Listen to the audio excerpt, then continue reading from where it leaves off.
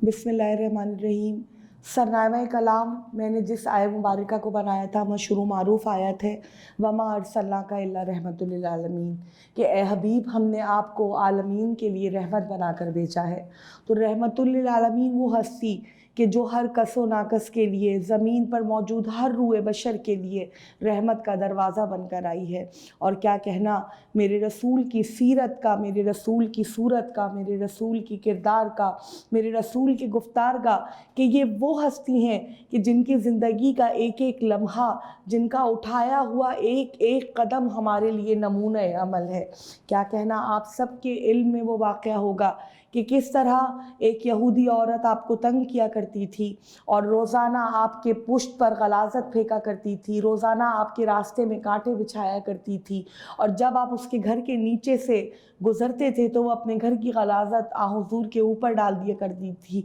इस तरीक़े से आपको ईज़ा पहुँचाया करती थी। अब 2-3 दिन आप अपने मामूल के मुताबिक उसके घर के सामने से गुज़रे, लेकिन आप पर गलाज़त नहीं आई तो आप परेशान हुए और आपने अड़ोस पड़ोस से दरियाफ़्त किया तो पता ये चला कि वो यहूदी ज़ईफ़ा बीमार है।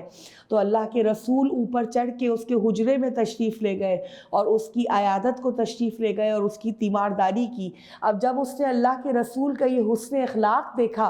तो आप सल्लल्लाहु अलैहि वसल्लम के हुस्न अखलाक से इतना मुतासिर हुई कि वो उसने हाथ जोड़कर अल्लाह के रसूल से माफ़ी मांगी और कहा कि आपका दीन तो इतना अच्छा है कि आप अपने मानने वालों को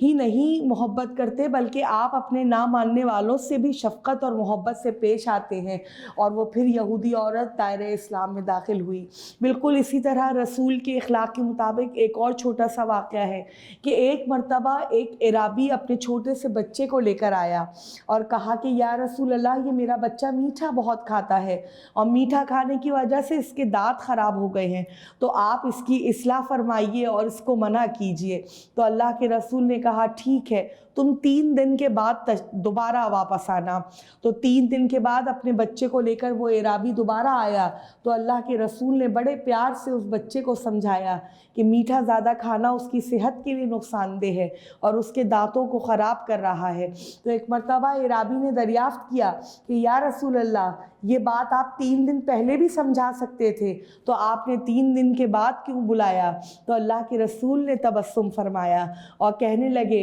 मैं ख़ुद मीठा शौक़ से खाता हूँ, मैं पसंद करता हूँ मीठा खाना, तो जो काम मैं ख़ुद करता हूँ उस काम को किसी और को कैसे मना कर सकता हूँ। लिहाजा इन 3 दिन में मैंने अपने मीठा खाने की आदत पे काबू पाया है और अपने मीठा खाने की तादाद को, मिक़दार को कम किया है, और अब मैं अपने आप को इस काबिल समझता हूँ कि मैं इस बच्चे को उस काम से मना कर सकूँ कि जो काम मैं ख़ुद नहीं करता हूँ। तो ये हमारे रसूल अल्लाह के उसवा हसना थे। अपनों को तो आप प्यार किया ही करते थे, अपनों से मोहब्बत और शफ़क़त तो किया करते थे, लेकिन अपने ना मानने वालों के साथ भी मोहब्बत और शफ़क़त से पेश आया करते थे। और क्या कहना कि आपकी ज़िंदगी का एक एक लम्हा मुजस्सम क़ुरआन की आयतों के मुबारक है। क़ुरआन में कहा जाता है कि नमाज़ अदा करो, आप हमें तीरों की छाँव में नमाज़ अदा करते आते हैं। वक्ते जंग, दौरान जंग भी आपकी नमाज कभी क़ज़ा नहीं होती। इस्लाम के जो बुनियादी उसूल हैं उन बुनियादी उसूलों पर आप सल्लल्लाहु अलैहि वसल्लम हमें अमल करते हुए नज़र आते हैं। और आज का दौर जब हर चीज़ हमारे हाथ में है,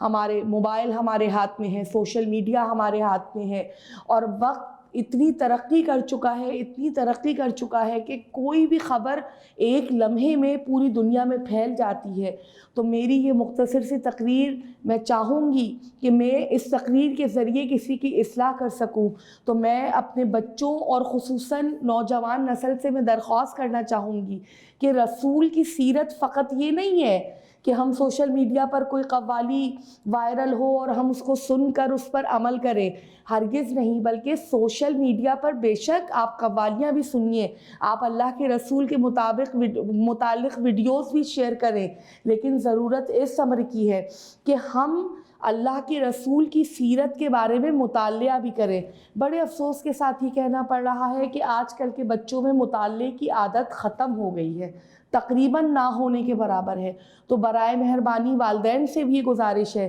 کہ اپنے بچوں کو مطالعے کی طرف راغب کریں اور اپنے بچوں کو ابتدا میں چھوٹی چھوٹی کتابیں لا کر دیجیے جو سیرت نبوی کے متعلق ہوں۔ اور میں نے بک اسٹالز پر دیکھا کہ ایسی کتابیں بھی ملتی ہیں کہ جن کتابوں میں انبیاء کے واقعے بڑے دلچسپ پیرائے میں بیان کیے گئے ہیں۔ تو اپنے بچوں کو ان چھوٹی چھوٹی کتابیں لا کر اپنے بچوں کو مطالعے کی طرف راغب کریں، پھر ان کو سیرت رسول کی طرف راغب کریں کہ بچے آج جو ہماری قوم تباہی کی جانب جا رہی ہے، آج جو ہماری قوم گمراہی کی جانب جا رہی ہے، تو ہم ان کتابوں پہ پڑھ کے اور سیرت نبوی پہ عمل کر کے ہم اپنے آپ کو برائیوں سے بچا سکیں۔ اور اللہ کی رسول کے یہ جو چھوٹے چھوٹے واقعے میں نے بیان کیے، یہ اللہ کی رسول ہمارے لیے نمونہ عمل ہے۔ ان کی زندگی کا ایک ایک لمحہ، ان کا اٹھایا ہوا ایک ایک قدم ہمارے لیے نمونہ عمل ہے۔ اور اللہ کے رسول کی سیرت پر اگر ہم عمل کریں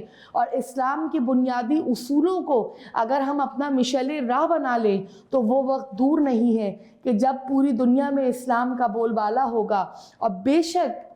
سوشل میڈیا کی بدولت اگر کچھ منفی پہلو ہیں سوشل میڈیا کے، تو اس کے ساتھ ساتھ اس کے مثبت پہلو بھی ہیں۔ تو ان مثبت پہلوؤں کو مد نظر رکھا جائے اور اپنے کردار کو اس طرح بنایا جائے کہ کوئی ہمیں دیکھے تو کہے کہ ہاں یہ مسلمان ہے۔ تو عزیز سامعین، ہمارے اب یہ رمضان کا مہینہ ہے اور رمضان کا مہینہ ہمیں صبر کا درس دیتا ہے۔ تو اس رمضان میں یہ عہد کیجئے کہ اپنے آپ کی عادتیں اور وہ جو بری عادتیں ہم میں موجود ہیں، میں اپنے آپ کو عالمہ نہیں کہتی، میں